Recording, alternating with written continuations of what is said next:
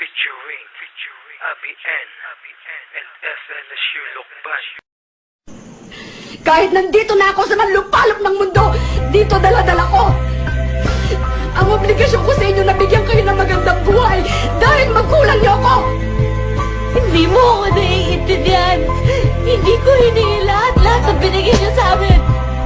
Kayo ang may gusto na hindi ako. Dahil mahal ko kayo.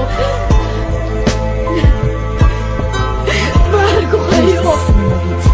Itong awitin na ito ay para sa nag-iisang babae sa aking buhay at nagpakita ng kakaibang pagmamahal di ko nakita sa ibang mga tao. Siya lang ang may tanging kakayahan. Siya ang kauna-unahang babae kong minahal. Ang tao na nagturo sa akin kung paano magdasal. At buhat pa sa pagkabata ay nabatid ko na siya ang dahilan kung bakit ako ay humihinga. At bakit ako nabubuhay dito sa mundong ito. Tiniis niya ang sakit ng maipanganak ako. Noong ako ay naligaw, ako'y kanyang natagpuan. Nakatira sa kanyang tiyan sa loob ng siyang na buwan. 36 na linggo kung ito'y aking bibilangin. Pagmamahal niya sa akin kasing dami ng buhangin. Kaya nais kong sabihin sa unang pahina, pasasalamat ko sa aking nag-iisang ina.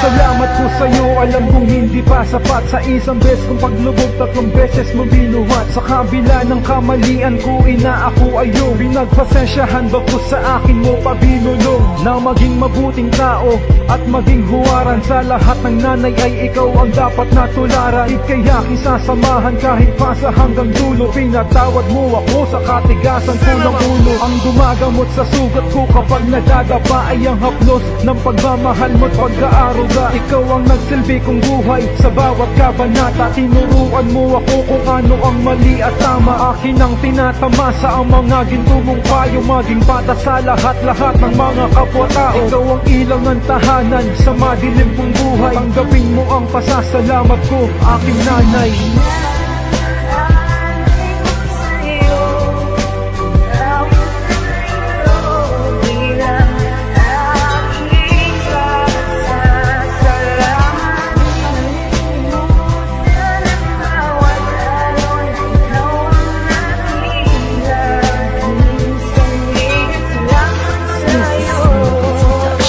Mamamatay ako at mabubuhay muli, ikaw pa rin ang pipiliin maging nanay kong muli. Ikaw lang ang katangi-tangi at walang kaparehas. Di mo ko pinabayaan na makulong sa rehas. Sa atake ng problema, ikaw ang siyang humarang. Sa putik ng pagsubok, ikaw ang siyang gumapang. Ikaw ang siyang lumaban at nagproteksyon. Pumunta ka ng abroad para sa aming edukasyon.